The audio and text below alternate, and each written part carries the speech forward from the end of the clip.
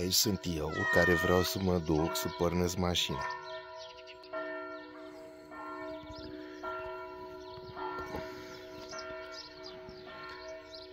Și acolo este o căprioară care paște.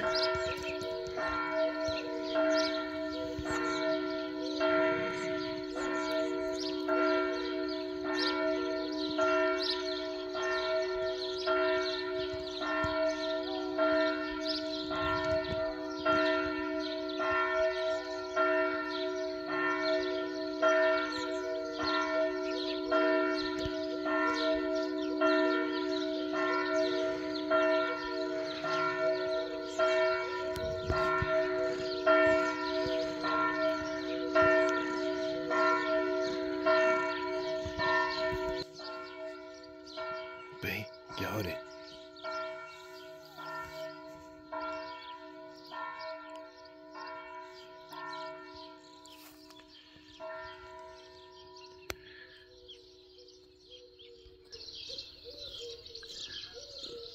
Deci ați înțeles cum este dimineața.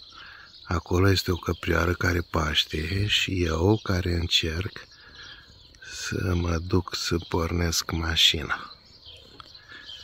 Of, mă, iubăciosule, mă, ce facem noi aici, mă? Măi, amorul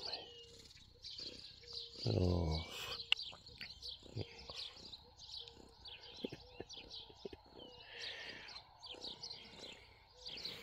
Dragostea ta de dimineață. Hai să mai mă uit un pic la căprioara aia, da? Ce zici? Hai să mai mă uit un pic la căprioara aia.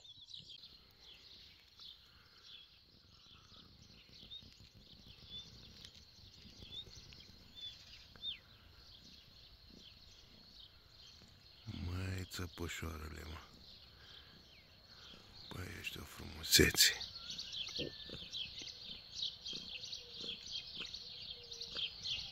Ești o frumusețe, mă.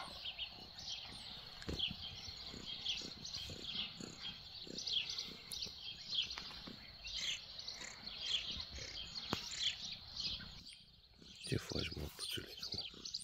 Cuculețe, hai să lăsăm căprioara în pace și hai să mergem să vedem ce facem, da? Hai să mergem să vedem ce facem. Bravo, băiețel, bravo.